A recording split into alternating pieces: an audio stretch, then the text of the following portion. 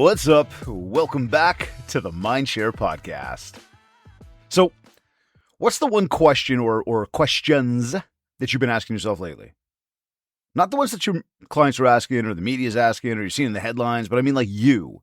Like, what's that one question that's been bouncing around in your own head these past few weeks or even months? I mean, maybe you're asking yourself something like, how are things out there? Or should I be spending more money right now? Or should I be cutting expenses? Or what do I tell my buyers? Should I tell my clients to wait? Should I even take the listing? So for the last few weeks, I've noticed something. The conversations have changed. The questions people are asking have changed. And I actually think that those questions tell us more about the market than any headline we're going to read. Because when people are confident, they ask one set of questions. But when people are, not confident, they ask another. And that confidence sets the tone for what we all do next. This is episode number 396. So as usual, I've been speaking with a lot of people.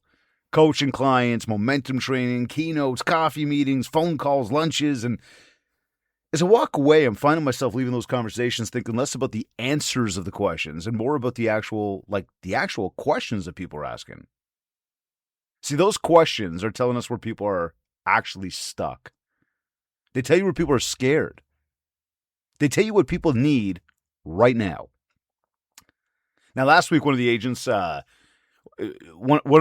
taking momentum of the many momentum cohorts we have happening right now, she asked me something that sparked some good conversation. She said, I've got another listing appointment coming up.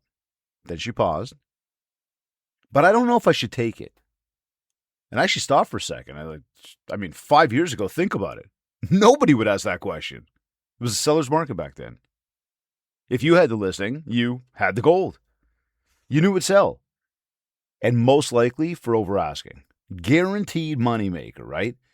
In fact, 5 years ago, most of the conversations actually sounded completely different. Think about it. How do I get more listings? How do I beat the competition?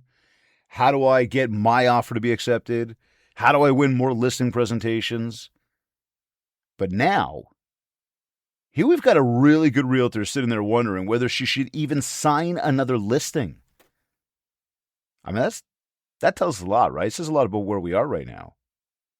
So in the moment, we had a few of us online there. It's part of the roundtable that we do after each momentum training session that we do. We give everybody sort of an open mic opportunity to ask a whole bunch of questions. So anyways, I asked her, tell me more. And she said that she had taken 2 listings recently. The sellers wanted a price that was obviously higher than where she believed the market was. They weren't in any kind of, rush. And they were essentially happy to test the market. Heard that before, right? Maybe guaranteed you've heard that before so far. Or recently, pardon me. But she did everything she was supposed to do. She did the photos, she did the marketing, she did the open houses, the social media, the follow-up. She was communicating with people. I went through the entire checklist with her to did you do this? Did you do this? Did you do that? And yet weeks went by. And all of a sudden some months went by. Days on market is obviously longer. We all know that. And nothing's going on. And eventually it came to that, that awkward conversation you have to have with your seller, right? Talking about the price reduction. The frustration starts setting in. Everybody starts pointing fingers at each other. And the seller's sitting there why haven't you sold my house yet, right? But she's wondering, should she have even taken the listing in the first place? And now she's sitting in front of another opportunity. And this is where, again, it's interesting because when you start questioning, should I take a listing? She's second guessing herself. Why? Because of all the stuff that's been going on over those past few, listings that she's taken, right? But that conversation to sit there and think, should I take the listing? That's what sort of sat on my mind. Because when you really think about it, she's not totally asking whether she should actually take the listing as much as the deeper question really looks at protecting her time and money. Should she be investing the time and the dollars to put this thing together, to take this on and try to sell it? Maybe the concern there, or even deeper root, is I don't want to be working for free. And legit, you shouldn't be. The filtering, knowing whether it's an opportunity or might it just be a distraction when you've got a seller who believes their house is worth more than it is? And those are all great questions. See, those right there are the questions that we weren't seeing coming up just a few years ago. Because a few years ago, if somebody wanted to list, like agents jumped all over it. We're thrilled. Today, though, people are operating with some caution. And again, it's interesting, right? Because when a listing comes available and you're sitting there thinking, I wonder. But it's not a bad idea. I mean, there should be some caution, right? There should be some caution, but I still don't believe that means we stop taking listings. We just got to get better before we actually sign those listings. Because this is something that we did ask. And in fact, I started asking different questions, right? I was like, okay, so let me ask you something. Do you know why they're moving? What's the motive? Do you know what happens if they don't move? Like, what could the situation be if they actually don't make the move? Do we know the answer to that? What's actually driving the decision? What's making them decide they want to do this or don't do this? What happens if you do take it, but the house doesn't sell in, 30 days? Does anything change? What if you make a price adjustment? Do you know what they're going to say? Well, will they be okay with it? Will they make one? And if you show them comps and the market sits back and says, hey, we get it, but look, your comps, that's yesterday's news. What's happening today is real different. Will your sellers actually listen to you when you say, look, I know I showed you one thing 30 days ago, but here we are today. Market ain't getting any better. Now what? See, those questions right there, those questions matter. Because the listing presentation, when you do it, yes, you go through the comps. Yes, you go through and you try to reason through why the price should be what it is. And, we've got a whole strategy that at least we believe is the direction to go. And this is what we teach our clients, and they seem to have a ton of success with it. In terms of how you come up with list price and how you negotiate commission and everything else that's going to go into this listing. Thing is, though, again, once the listing gets signed, like we know things don't just stop. In fact, that's really where the whole thing starts. They've now essentially said to you, hey, I got trust in you. I got confidence in you. I'm putting my faith in you. You got to help me make this thing work. Got to get this house sold. Now, one of the biggest shifts I think we're seeing right now is that motivation, and I just brought that up a moment ago, and saying, what's their motivation to make the move? We're seeing right now that motivation, I can't even get that word out today. Motivation matters more than really a lot of other stuff right now. See, when you think about the market, it's not, look, market isn't like completely impossible. Okay, but we do know that the margin of error is a bit smaller here, right? If we think about it, like when things are moving, like a few years ago, market's moving quickly, mistakes get covered up quickly, right? Price something a little bit high, but like the market came in to bail you out, right? But if you miss something, or even back then, if you missed something, it didn't really matter because the next buyer was around the corner. But today, though, we don't get those luxuries. Today, the conversations really do matter. The preparation that you put into the listing matters. Setting the right expectations for your client, it matters. Getting everybody on the same page matters. Again, it's not like it was where you just sort of close your eyes, throw in an offer, no conditions, and within a few seconds you get somebody coming back to you saying, hey, you won. Or they come back to you and say you got to pay another $500,000, and somehow you found the next $500,000, and I have no idea how you found the $500,000. Right? It was different times back then. Okay? But something I've been thinking about is that maybe one of the reasons some of these listings sit on the market so long, it's not necessarily, again, the bad listing. It's not that the house was horrible or whatever. It's because on this end of the table, those difficult conversations were avoided when they should have been had way earlier in the entire journey. Okay? People don't want to tell their seller what they need to hear because they want to, nobody wants to risk losing or possibly losing the listing. So responses now turn around and it's like, the seller says something crazy and you're like, well, we could try it. We can always reduce it later. Well, yeah, let's see what happens. Huh. Those little passive answers, just so you could get the listing, the fear of losing the listing if you don't actually have the hard conversation, those are the ones that are actually getting you in trouble right off the top. Because 6 weeks later, what happens? People get frustrated. The seller turns around, they start staring at you, pointing fingers at you. They feel let down by you. In fact, how does that cause you to feel? A little defeated? Yeah, maybe the market hasn't been as good as it is, but, or as good as we want it to be. But now the relationship starts to really break down. Again, why? Because we were too passive off the top of everything.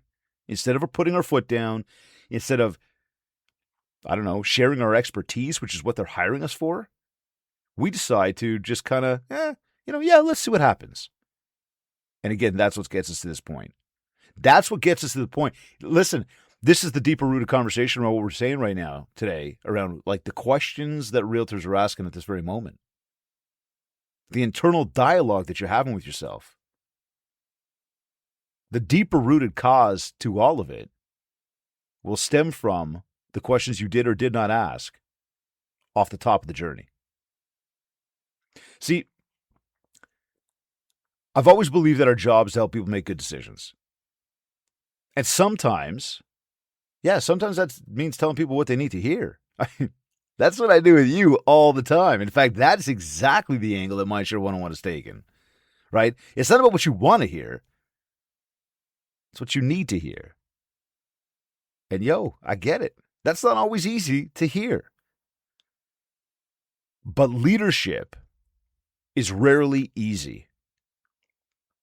And one of the questions that I encourage my clients to ask almost every seller, and like right now, right, as you're taking these decisions, what happens if your home doesn't sell? It's amazing how quiet the room can get at that moment, right?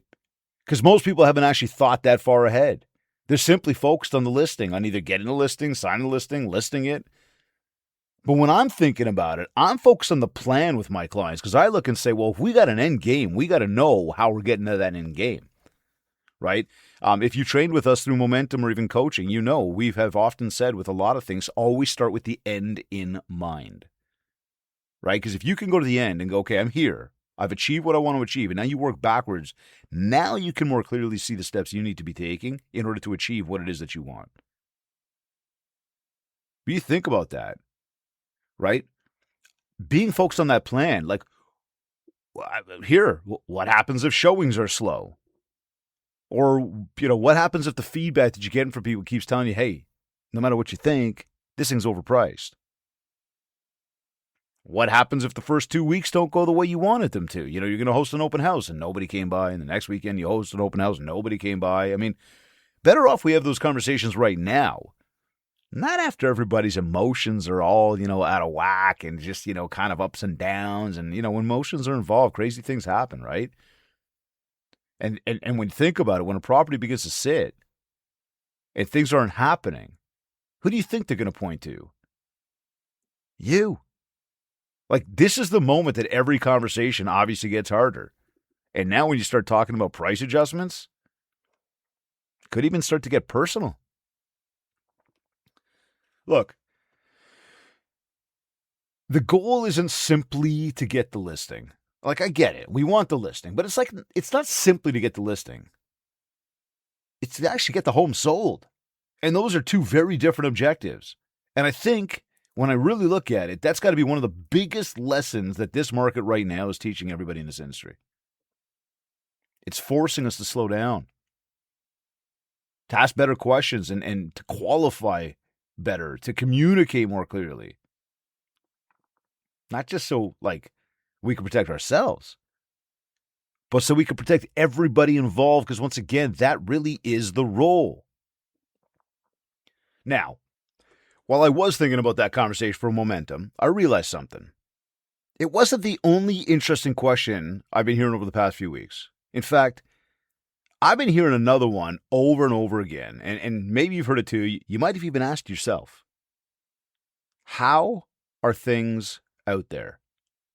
Not like how many sales happened last month, not what's inventory at, just how are things out there?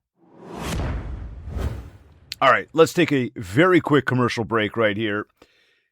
This episode of the MindShare Podcast is brought to you by Kit's Keep in Touch Systems, helping you generate more repeat and referral business by staying top of mind with the people who already know, like, and trust you. You can learn more at mindshare101.com. Just click on Marketing. And REMA, Real Estate Magazine, Canada's trusted source for news, insights, and what's really happening across the real estate industry here in Canada. If you're looking to grow your business through coaching, momentum training, or consulting, head over to mindshare101.com. All right, let's get back into it. So here we are. And as I was just mentioning to you, one of the sort of big questions I've been hearing a lot lately are, how are things out there? Now, when somebody's asking that question, it's something that I'm not even thinking to answer like immediately. Because I've realized when somebody's asking that question, it's not really about the market. I mean, think about that. Nobody's ever stopped me in a hallway hoping like I'd give them the latest inventory numbers, and nobody's asking me for like, how many months of supply are there? Nobody's wondering like, hey, what's the average days on market? All that data is available online. So when people are asking the question, they're asking something a lot deeper. They're asking me, am I the only one feeling this way? Hey, is everybody else struggling too? Hey, is my business okay? See, when somebody says, how are things out there? What people are doing is they're checking the pulse right now. They're trying to figure out whether what they're experiencing is like an isolated situation, like unique to them, or whether everybody else is experiencing the same thing.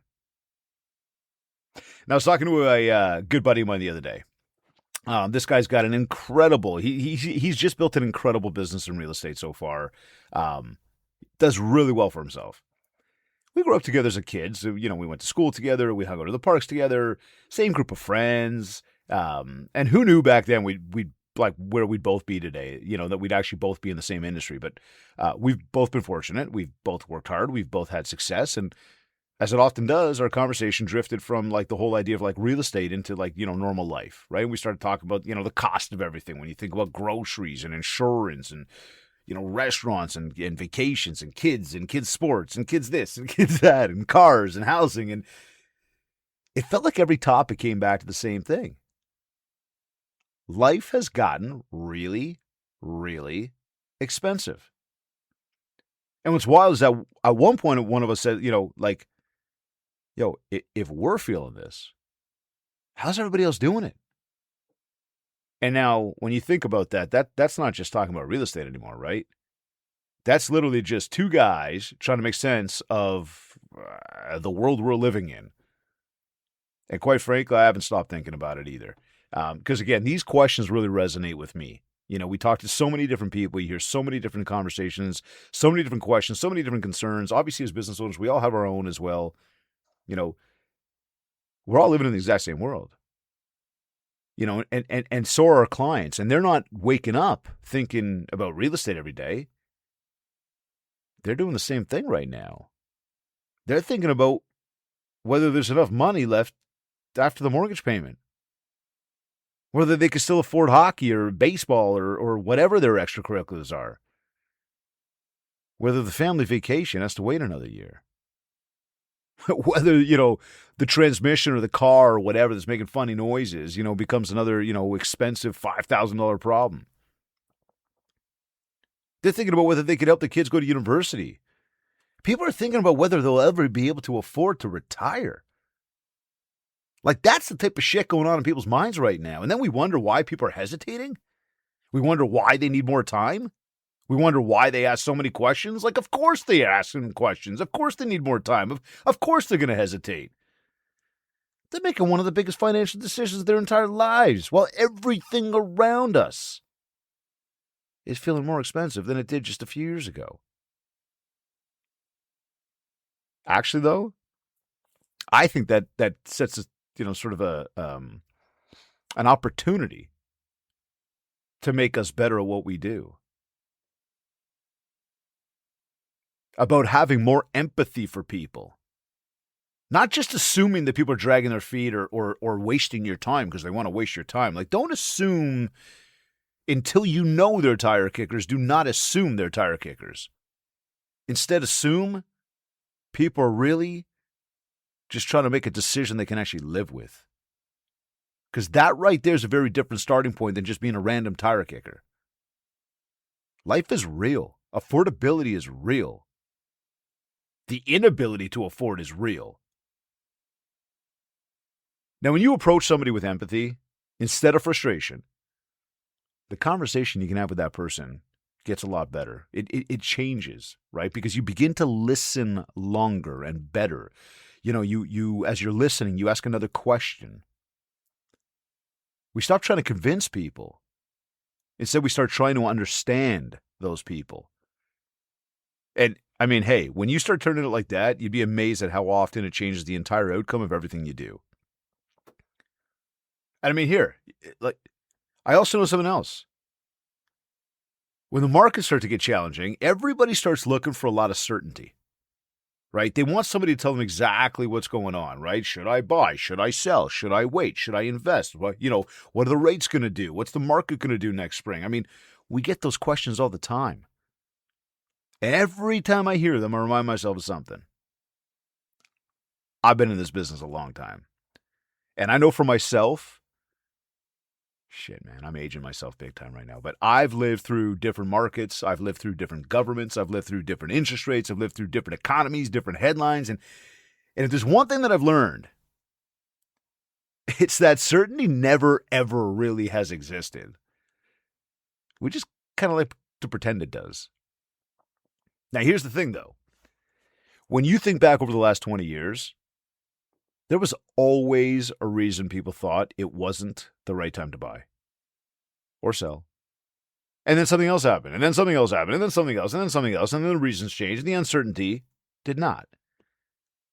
Which is why I truly don't believe our job is to actually try to, predict the future for people. No.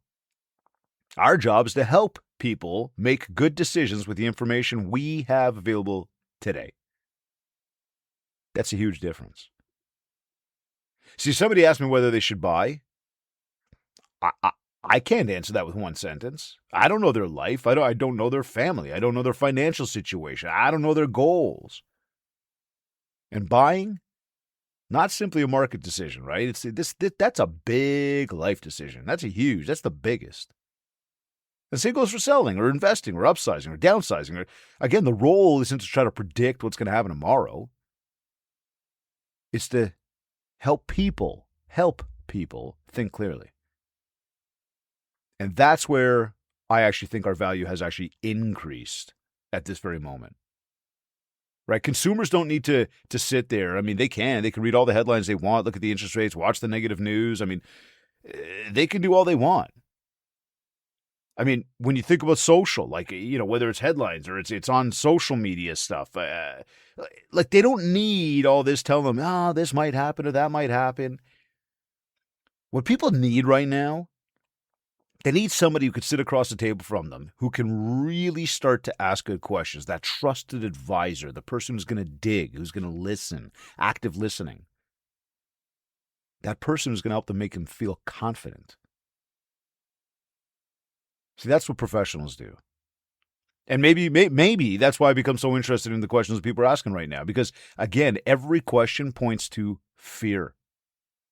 And every fear points to uncertainty. And every uncertainty is an opportunity for us to create value. So here's what I would challenge you to do this week, okay? Don't just focus on having better answers for people. Instead, focus on collecting better questions and start writing them down. Because everybody you talk to has one. Every buyer has one. Every seller has one. Every objection that comes up, write it down. Every concern that comes up, write it down. Every conversation that makes you stop and think. Because I got a feeling, just like I'm doing here right now with you, taking the questions people are asking and coming back with some value to help you, move through them and navigate them. But I got a feeling those questions, those are the ones that are going to help you with your entire business plan, your entire model, the way you execute, the way you brand yourself in terms of what people remember and what they talk about when you're not around. The way you handle these questions is going to help you create a business for yourself over this next year that could take you to that next level that you want to get to. Because again, it's all about how you approach it. I mean, look, if 5 people ask you the exact same thing this month, just like we're doing, like I just did just now on this show, learn everything you can about those questions.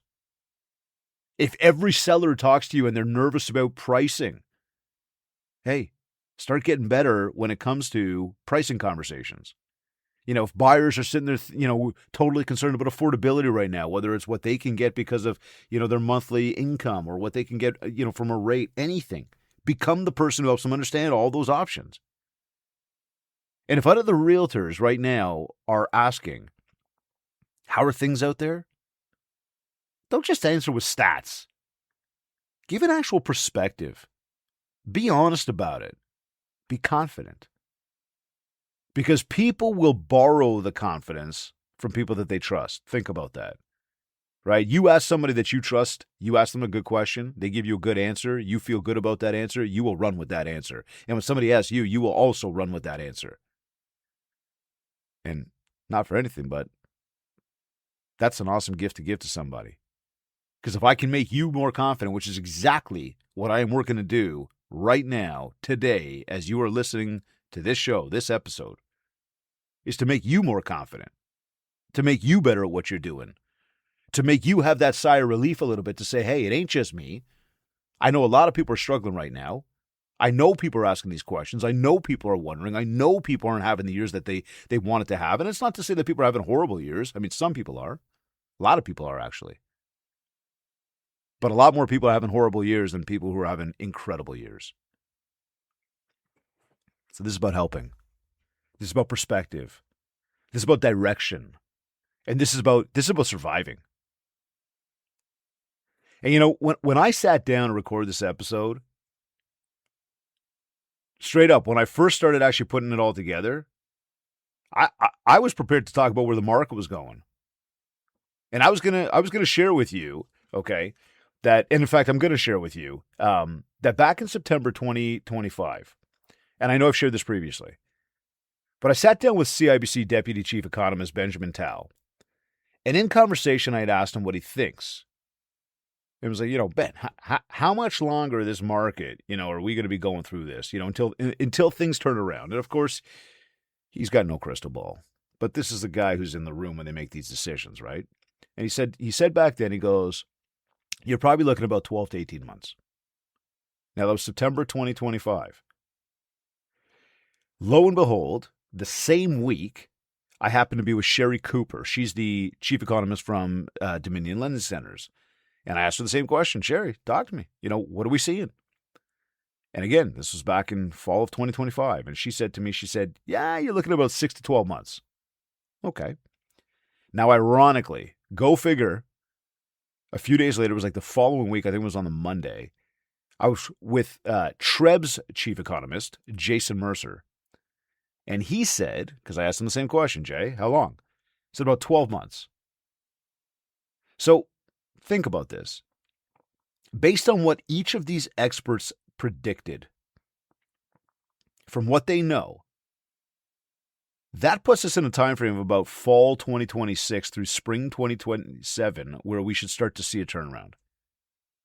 Now, to further support those conversations and my optimism around the market finding its groove again, because again, I believe, just based on those conversations and based on this next point, that fall 2026, spring 2027 may start to be the light that we're looking for. Okay? So let me support that even further. Over the past century, decade over decade, the real estate market has always been up. Again, over the past century, decade over decade, the real estate market has always been up. So, if we look at where things were about, say, 10 years ago, say a decade ago, right? 2016, 2017, you started to see things starting to heat up. 2018, 2019, we really saw some good times. 2020, 2021 was like unprecedented. Everybody was a rock star. And then 22 through about now, we saw the other side of the good times. Well, think about this. Where does that take us? Well, it about sums up the past decade. The ups and the downs, the different cycles that happened year over the past 10 years.